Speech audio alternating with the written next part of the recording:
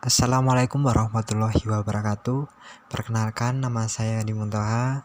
Saya di sini mewakili teman saya sebagai moderator. Baik, di sini kami selaku kelompok 1 yang beranggotakan saya sendiri Adi Muntaha, NIM 63030210042. Kemudian Alfi Suryani NIM 63030210069 dan Niken Yanvelia dengan NIM 63030210073. Di sini kami akan memaparkan hasil diskusi kami yang merupakan lanjutan dari pertemuan yang pertama tentang akuntansi kas. Adapun dengan judulnya yaitu rekonsiliasi bank dan pelaporan kas. Baik, langsung saja yang pertama yaitu rekonsiliasi bank. Rekonsiliasi bank merupakan penyelidikan untuk mengetahui penyebab perbedaan antara saldo yang tercantum dalam laporan bank dengan saldo yang tercantum dalam pembukuan perusahaan. Hal-hal yang menyebabkan perbedaan saldo menurut pembukuan perusahaan diantaranya yaitu 1. Perbedaan waktu pencatatan pada bank dan pembukuan perusahaan, sehingga ada hal yang belum dicatat oleh salah satu pihak. Situasi yang menyebabkan terjadinya perbedaan waktu pencatatan diantaranya A.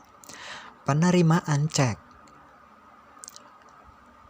Kemudian B. Adanya setoran akhir bulan menjelang akhir jam kerja bank. C. Pengiriman debit Nemo dan kredit Nemo dari bank ke perusahaan. Kedua, kesalahan pencatatan dilakukan oleh salah satu pihak. Prosedur rekonsiliasi. Rekonsiliasi bank harus dibuat oleh orang yang tidak terlibat dalam transaksi kas. Apabila perusahaan tidak memperhatikan prinsip pengendalian intern tentang verifikasi internal secara independen ini, maka penggelapan kas bisa terjadi tanpa diketahui perusahaan. Sebagai contoh, apabila kasir ditugasi untuk membuat rekonsiliasi bank, maka kasir mempunyai peluang yang besar untuk menggelapkan kas dan menggunakannya untuk kepentingan pribadi, karena dia bisa membuat rekonsiliasi secara tidak benar. Artinya, perusahaan membuat rekonsiliasi bank tetapi penggelapan tetap tersembunyi. Dalam rekonsiliasi rekening bank, biasanya saldo menurut pembukuan perusahaan dan saldo menurut laporan bank direkonsiliasi ke saldo yang sesungguhnya. Pembuatan rekonsiliasi bank dimulai dengan mencantumkan saldo menurut laporan bank dan saldo menurut pembukuan pada baris pertama rekonsiliasi. Selanjutnya perusahaan melakukan berbagai penyesuaian. Penyesuaian dalam rekonsiliasi bank dapat dilihat penyesuaian terhadap saldo giro di perusahaan dengan penyesuaian terhadap saldo giro menurut bank berbeda. Adapun yang sering terjadi permasalahan adalah saldo giro di perusahaan dikarenakan terdapat cek kosong, kesalahan pencatatan dalam pembukuan perusahaan. Kalau kesalahan terhadap saldo giro menurut bank yaitu kesalahan pencatatan dalam pembukuan bank. Makanya diperlukanlah rekonsiliasi bank agar jumlah saldo giro antara perusahaan dengan bank seimbang atau balance. Jika tidak seimbang, maka akan terjadi kesalahan, baik di perusahaannya yang korupsi atau kesalahan pencatatan dalam pembukuan bank. Jenis-jenis rekonsiliasi bank. rekonsiliasi bank itu ada 3 macam, yaitu yang pertama rekonsiliasi bank 2 kolom, yang kedua rekonsiliasi bank 4 kolom. Rekonsiliasi bank 4 kolom itu digunakan untuk mencari saldo yang benar. Yang ketiga itu ada proof of cash. Proof of cash itu mencakup 3 hal, yaitu rekonsiliasi bank 4 kolom, membawa saldo bank ke saldo perusahaan, menelusur dari saldo bank ke saldo berbuku. Yang berikutnya adalah tahap-tahap penyesuaian. Tahap-tahap penyesuaian atau penyusunan rekonsiliasi bank itu ada 6, yaitu yang pertama, mulailah dengan saldo yang tercantum dalam laporan bank dan saldo yang tercantum dalam rekening kas perusahaan, disebut juga saldo nirbuku. Yang kedua adalah tambahkan atau kurangkan pada saldo per bank hal-hal yang tercantum dalam perbukuan perusahaan tetapi tidak tercantum dalam laporan bank. Yang pertama yaitu tambahkan setoran dalam perjalanan pada saldo per bank. Yang kedua, kurangkan cek dalam perjalanan dari saldo per bank.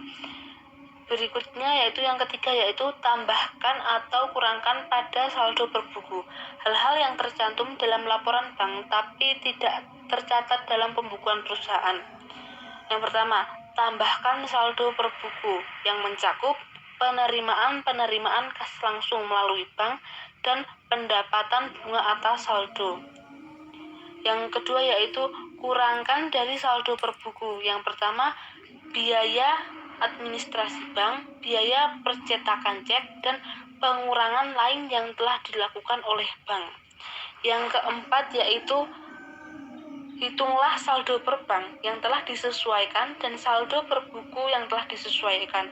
Kedua saldo tersebut yang telah disesuaikan itu harus sama atau balance. Yang kelima yaitu buatlah jurnal penyesuaian untuk setiap hal yang terdapat pada 3 butir di atas tersebut, yaitu hal yang tercantum pada sisi per buku atau perusahaan dalam rekonsiliasi bank. Dan yang terakhir ada perbaikan semua kesalahan yang terdapat dalam pembukuan perusahaan dan sampaikan pemberitahuan ke bank jika bank telah melakukan kesalahan. Contoh pembuatan rekonsiliasi bank. Di sini ada sebuah perusahaan yang namanya PT Nusantara, dan perusahaan tersebut memiliki rekening di Bank ABG. Setelah dilihat-lihat pencatatan antara di PT Nusantara, buku PT Nusantara dan Bank BCA itu tidak sama. Setelah ditelusuri, muncullah beberapa hal tersebut yang menciptakan adanya perbedaan. Oleh karena itu pentingnya rekonsiliasi bank itu ini, biar kita dapat mengetahui dari mana dan kenapa kok bisa hasilnya itu berbeda atau total dalam laporan bank dan laporan buku perusahaan berbeda. Materi yang kedua yaitu pelaporan kas. Pelaporan kas. Dalam akuntansi, kas terdiri dari uang kertas maupun uang logam, cek yang dapat diuangkan setiap saat, was wesel atau money order, simpanan di bank dalam bentuk giro, serta kertas-kertas berharga lain yang dapat ditukar di bank setiap waktu sebesar nilai nominalnya. Dalam laporan posisi keuangan atau neraca, biasanya kas di bank digabungkan dengan kas kecil sehingga nampak dalam satu akun kas. Berhubung kas merupakan aset perusahaan yang paling liquid, maka kas di neraca dicantumkan sebagai komponen aset lancar dan ditulis pada baris paling atas. Macam-macam pelaporan kas ada 3, yaitu kas yang dibatasi atau restriktif, overdraft bank, dan equivalent kas. Yang pertama, restriktif. Kas yang dibatasi atau restricted cash diklasifikasikan dalam kelompok aktiva lancar atau aktiva jangka panjang, tergantung pada tanggal ketersediaan atau pengeluaran. Klasifikasi dalam kelompok aktiva lancar adalah tepat jika kas akan digunakan untuk membayar kewajiban yang ada atau jatuh tempo. Pada sisi lain, jika kas dipegang untuk periode waktu yang lama, maka kas yang dibatasi ditampilkan dalam kelompok jangka panjang dari neraca. Kas yang diklasifikasikan dalam kelompok jangka panjang biasanya ditujukan untuk perluasan pabrik, pelunasan hutang jangka panjang, atau dalam kasus internasional thoroughbred breeders untuk pencatatan biaya deposito. Yang kedua, overdraft bank. Overdraft bank atau bank overdraft terjadi apabila suatu cek ditulis dalam jumlah yang melebihi rekening kas. Hal itu harus dilaporkan dalam kelompok kewajiban lancar dan biasanya ditambahkan ke dalam jumlah yang dilaporkan sebagai usaha. Overdraft bank umumnya tidak di-offset terhadap akun kas. Pengecualian utamanya adalah apabila kas tersedia pada akun lainnya di bank yang sama, di mana overdraft tersebut terjadi. Dalam kasus ini diperlukan pengoffsetan. Yang ketiga, equivalent kas. Equivalent kas merupakan investasi jangka pendek yang sangat liquid yang segera bisa dikonversi menjadi sejumlah kas yang diketahui dan begitu dekat dengan jatuh temponya sehingga resiko perubahan suku bunga tidak signifikan. Contoh-contoh equivalent kas adalah treasury bill, kertas komersial, dan dana pasar uang. Beberapa perusahaan menggabungkan kas dengan investasi sementara pada neraca. Dalam kasus ini, jumlah investasi sementara dijelaskan dalam tanda kurung atau dalam catatan. Itulah tadi pemaparan materi hasil diskusi kami tentang rekonsiliasi bank dan pelaporan kas. Sekian, bila ada kata-kata atau tutur kata yang kurang berkenan di hati mohon dimaafkan. Wassalamualaikum warahmatullahi wabarakatuh.